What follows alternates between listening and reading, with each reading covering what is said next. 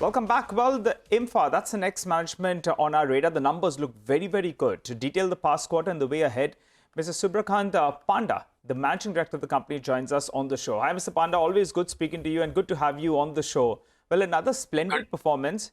The markets are a little bit wobbly, but your stock made a fresh 52-week high. Clearly, the market believes that there is some potential going ahead. Let's understand the past quarter first of all. You're already at optimal utilization levels. So bulk of the top line growth would have come in from realizations. Could you tell us what was the average realization for the past quarter? What is it looking like for quarter 4? And how much of that benefit will flow in? Because part of your sales will already be based on a contract that you've already entered into. Please go ahead, sir. Good morning, Nigel. Always a pleasure talking to you in Mangalam. So absolutely right. Q3 has been a very, very good performance where our production levels are at optimum levels. And in fact, for the whole year, we expect to set a new record in terms of output, close to about 260,000 tons, which is a good 6 to 7% higher in terms of volume than FY23. But what has stood us in good stead in Q3 of FY24 in terms of the numbers is that the realizations have more or less held steady, about 109,000 or so for prime ferrochrome. But costs have come down significantly because this time last financial year, we were struggling with high coal costs, and metallurgical coke, which is again another critical input, was quite high. So while compared to the corresponding quarter in FY23, while realizations have remained the same, costs have come down significantly, which is what has led to the sharp jump in profitability, almost 10x, as you would have seen. Yes. In as much as the ongoing quarter, which is Q4 of FY24, is concerned, again, I know you keep track of the ferrochrome market, so you would be aware that prices have softened a little bit in terms of the European benchmark and prices which have been set. We were actually expecting a rollover or a marginal decline, but it's been about a 6 to 7 cent decline. So that, in terms of profitability for the current quarter, it will soften a little bit. But broadly, we are, quite confident of maintaining our EBITDA margins, definitely 20 plus percent. But I would say more towards 22, 23%. So that's what we are expecting at this point in time. In as much as the next year is concerned, which is FY25, again, that we don't make price projections too much out into the future. But if I look at the next couple of quarters, I'm quite confident about maintaining our margins. And there's a couple of reasons for that. South Africa continues to be in turmoil with power cuts and other disruptions. China ferrochrome production is affected by the fact that they have to import chrome ore, and those prices from South Africa and elsewhere are holding steady. But even in India, there has been some disruptions in chrome ore supply. So anyone who's reliant on bought-out chrome ore is struggling a little bit at this point in time. And we, of course, by God's grace, have the advantage of captive ore, which means that that is a great deal of comfort for us. So net-net, what I would say is that we will end FY24 with one of our best ever years in terms of profitability. Definitely in terms of in terms of production, ore output is going to set a new record of about 6.7 lakh tons during the year, slated to go up further. And we're looking to add capacity, as you know, to take advantage of our resource base. Right. So, on that itself, Mr. Panda, I just wanted your thoughts on one, the process on the capacity addition. How far are we from that capacity coming on stream?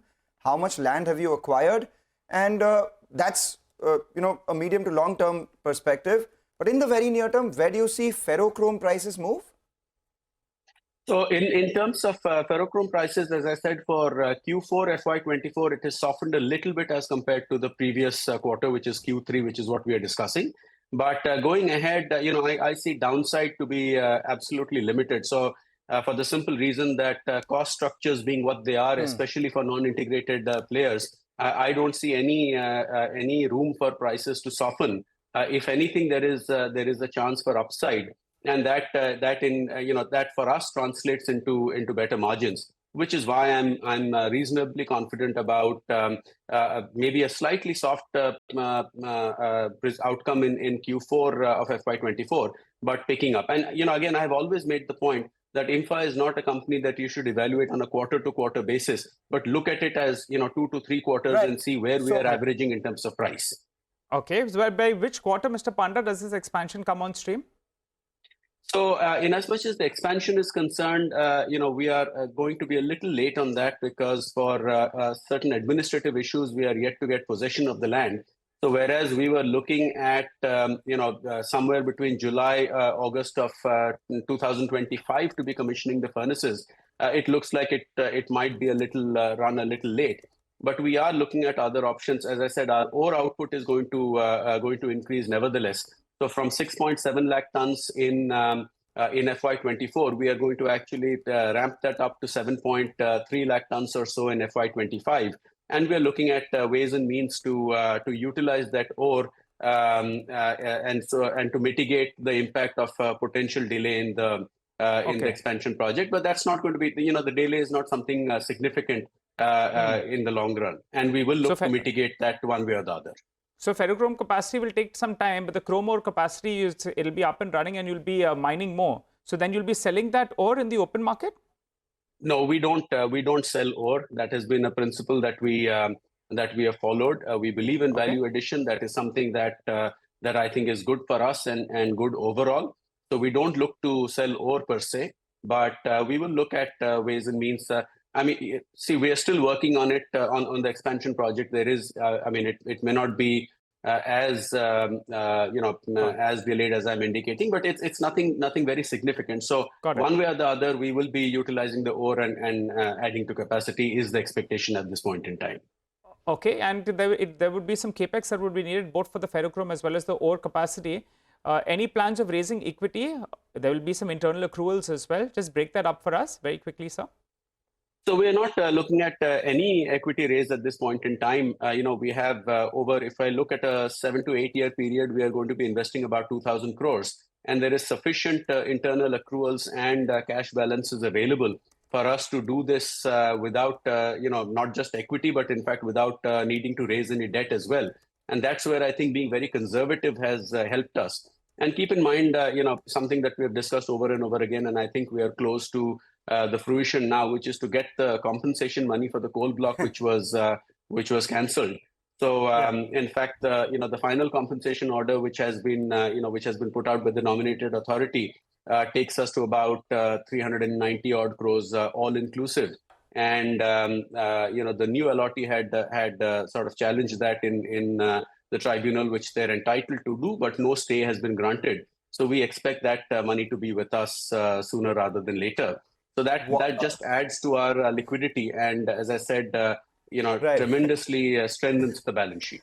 Mr. Panda, you actually, preempted our last question on this one itself. You expect it to be sooner rather than later. What is sooner? Can you define it? It'll be in the next quarter or so? Before we chat, before the next quarter, when we have a date again? Most certainly. As I said, no stay has been granted on the final compensation order, and therefore we expect that money to be coming to us. And it is the right of both the new allotee as well as the prior allotee to question the what the compensation numbers are. So that should not come in the way of the money flowing to us. And I presume you will inform the exchanges as soon as you receive the money in your account. Oh, absolutely, yes. All right, take that point. Thanks a lot, Mr. Panda. Always a pleasure speaking with you. Wish you good luck for the fourth quarter and the next year itself, and all the best for your capex plans too. That's Indian Metals and Ferro Alloys, IMFA as we know it, up 8.5% as we speak. Take a short break on that note. On the other side, trading hour comes up next, but out of time on this edition of Chartbuster.